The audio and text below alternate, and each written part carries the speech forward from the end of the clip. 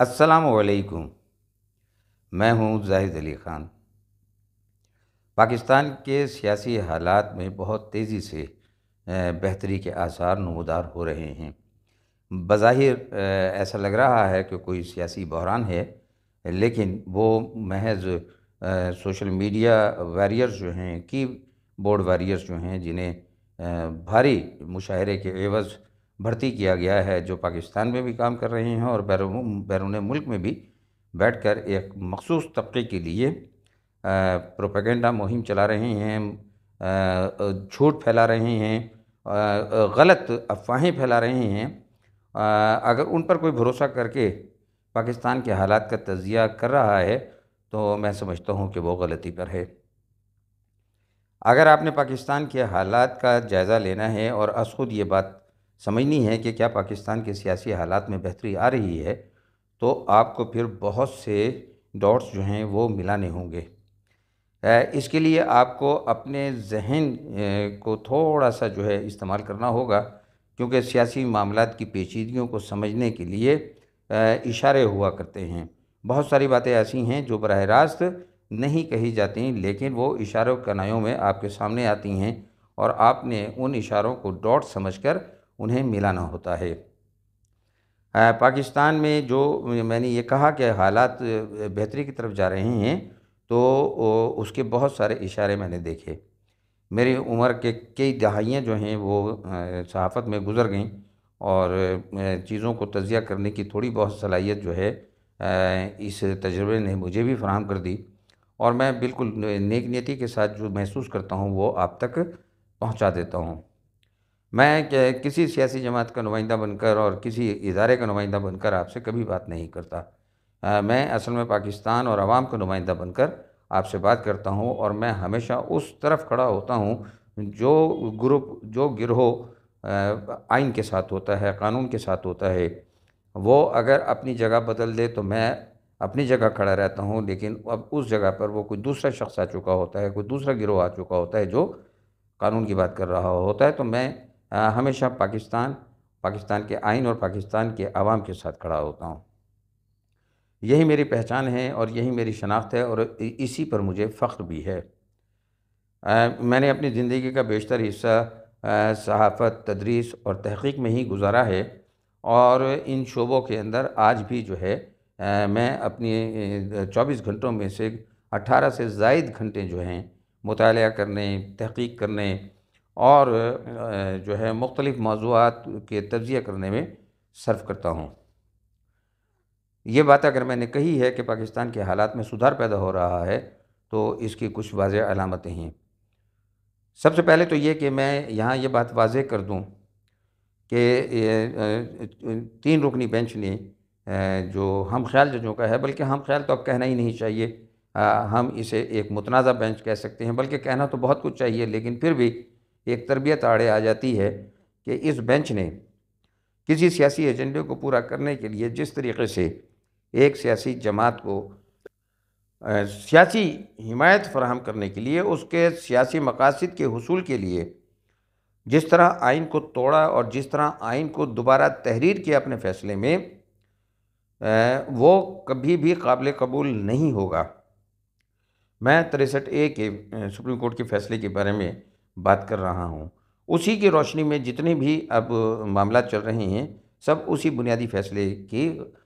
روشنی میں چل رہے ہیں، اور جب بنیادی فیصلہ ہی غلط ہے تو باقی کے تمام معاملات بھی از خود غلط ہو گئے۔ تو اگر کوئی شخص یہ سمجھتا ہے، کوئی سادہ لو شخص یہ سمجھتا ہے کہ سپریم کورٹ اپنے پسند کی جماعت کو الیکشن لے کر دے سکتی ہے، تو میرا سیاسی تجربہ یہ کہتا ہے، میرا صحافتی تجربہ یہ کہتا ہے کہ جب تک بدنیتی پر مبنی اسمبلیاں توڑنے کے اقدامات کے ذمہ داروں کے خلاف کارروائی نہیں ہو جاتی،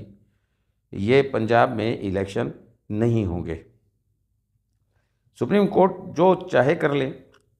میرا صحافتی تجربہ یہ کہتا ہے کہ انتخابات نہیں ہوں گے، اور میں اس فیصلے کے ساتھ ہوں کہ پہلے اس بات کا تعین کیا جائے کہ اسمبلیاں توڑنے میں جو بھی شامل تھا سازش کے تحت، اسی مخصوص عدالتی ججوں کی موجودگی میں الیکشن لینے کے لیے جس نے اسمبلیاں توڑیں، پہلے سپریم کورٹ کا فل کورٹ جو ہے اس کا تعین کرے، اس کا فیصلہ کرے، اس کے بعد اس 3 رکنی بینچ کے جتنے بھی غیر قانونی اقدامات ہیں وہ واپس لیے جائیں، اور اس کے بعد پھر جو الیکشن کمیشن کا کام ہے، الیکشن کی تاریخ دینا اور الیکشن کروانا، وہ ادارہ جو ہے اپنی ذمہ داریاں پوری کرے۔ وہ ادارہ سپریم کورٹ ہی کی طرح جو ہے آئین کی پیداوار ہے، آئینی طور پر خود مختار ہے، اسے نہ سپریم کورٹ اس کے دائرہ اختیار میں مداخلت کر سکتی ہے، اور نہ ہی وہ کسی بھی لحاظ سے جو ہے سپریم کورٹ سے کم تر ادارہ ہے۔ تو اہم ترین بات جو ہے وہ یہ کہ سپریم کورٹ نے آج تک جسٹس منیر سے لے کر اور 63A کے فیصلے تک، اور بلکہ اب یہ 3 رکنی بینچ کے فیصلے تک، ہمیشہ عامروں کا ساتھ دیا۔ سیاسی طور پر جو پارلیمنٹ ہے اس کو انہوں نے ہمیشہ نقصان پہنچایا، اور جب بھی ضرورت پڑی یہ ہمیشہ ملکی مفاد کے خلاف گئے۔ جسٹس منیر کے بعد آنے والے جتنے بھی، جسٹس نسیم حسن جو ابھی پچھلے 2-4 چیف جسٹس، پہلے ایک چیف جسٹس ریٹائر ہوئے ہیں، وہ ان کے داماد تھے، وہ اپنے انٹرویوز میں، اپنے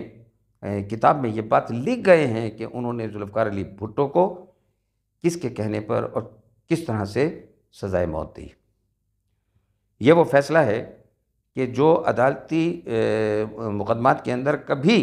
پریسیڈنٹ کے طور پر پیش نہیں کیا جاتا۔ یہ فیصلہ سپریم کورٹ کے ماتھے پر کلنک کٹے کے بن کر جو ہے وہ چمک رہا ہے۔ اسی طریقے سے اس بینچ نے، جس نے پرویز مشرف کے ماشاء اللہ کو جو ہے آئینی طور پر درست قرار دیا، اس نے جو پلی لی نہیں تھی، جو پرے کی نہیں تھی، اس کو بھی اس نے 3 سال کی مدت دے دی، اور پھر یہاں تک کہ ایک آمر کو آئین میں ترمیم کرنے کی بھی، اپنی مرضی کی ترمیم کرنے کی اجازت دے دی، جس طریقے سے ضیاء الحق کے دور میں ہوا تھا۔ آپ کو یاد ہے کہ انوار الحق اور مولوی مشتاق کے ساتھ جو ہے قدرت نے کیا کیا تھا۔ قدرت کوئی ڈنڈا لے کر زمین پر نہیں اترتی، نشانیاں ہوتی ہیں، انہی نشانیوں میں انسانوں کے لیے عبرت چھپی ہوتی ہے۔ آپ ذرا تاریخ اٹھا کر پڑھیے کہ مولوی مشتاق اور انوار الحق کے ساتھ کیا ہوا، ارشاد الحق کے ساتھ کیا ہوا، حمید ڈوگر کے ساتھ کیا ہوا، کیسی زندگی ان کی گزر رہی ہے، افتخار چودھری کس طرح کی زندگی گزار رہا ہے، ثاقب نثار کس طرح کی زندگی گزار رہا ہے، گلزار احمد کس طرح کی زندگی گزار رہا ہے۔ یہ سب جو ہیں پاکستان کی تاریخ کے سیاہ ترین کردار ہیں، اور ان کرداروں میں ایک اضافہ موجودہ چیف جسٹس نے اپنا بھی کر لیا ہے۔ تو وہ جو بھی فیصلہ دینا چاہیں، 10 تاریخ کو سماعت ہے، جو بھی سماعت ہو، یعنی حد یہ ہے کہ اس سے پہلے 2014 میں بھی ایک نگران جج مقرر کیے گئے چھوٹی عدالت کے اوپر، اور اب پھر ایک نگران جج جو ہیں نا وہ مسلط کر دیے گئے ہیں کہ جو الیکشن کے معاملات دیکھیں گے۔ آپ ذرا زور زبردستی اور آئینی حدود سے تجاوز کا اندازہ تو کیجئے۔ تو یہ سب ایک طرف، اور قوم کو کہ لیڈر ڈرتا نہیں، اور وہ جو ہے موت کے خوف سے چھپتے پھرنے والے شخص کی محبت میں جو ہے انہوں نے پاکستان کی جو حالت کر دی ہے، اس سے جو ہے مفر ممکن نہیں ہے۔ یہ تو تھی تھوڑی سی تمہید جو میں نے باندھی، جو یہ میرے جذبات بھی ہیں، کیونکہ میں یہ سمجھتا ہوں کہ پاکستان کو ان حالات میں پہنچانے کے لیے صرف اسٹیبلشمنٹ نہیں، جو عدلیہ ہے، اعلیٰ عدلیہ، وہ بھی برابر کی ذمہ دار ہے، بلکہ شاید عدلیہ اس سے کہیں زیادہ ذمہ دار ہے۔ اگر عدلیہ ان غیر قانونی اقدامات، ان آئین شکنوں کے اقدامات کو ویلیڈیٹی نہ دیتی، تو میں نہیں سمجھتا کہ پاکستان کے اندر دوسرا مارشل لا لگ سکتا تھا، یہ راستہ ہمیشہ کے لیے روکا جا سکتا تھا۔ لیکن بھاگ بھاگ کر پیچھوں کے تحت حلف اٹھانے والے آپ کی عدلیہ میں ایسے ہی لوگوں کو جو ہے چن چن کر بھرتی کرتے رہے۔ یہ 2-4 ججز جو آزاد خیال آ جاتے ہیں، قانون کے ساتھ کھڑے رہنے والے آ جاتے ہیں، یہ ہمیں بتاتا ہے کہ قدرت اپنے طور پر بھی پس منظر میں کام کر رہی ہوتی ہے۔ ان لوگوں کی وجہ سے آئین کی آبرو ہے، اداروں کی آبرو ہے،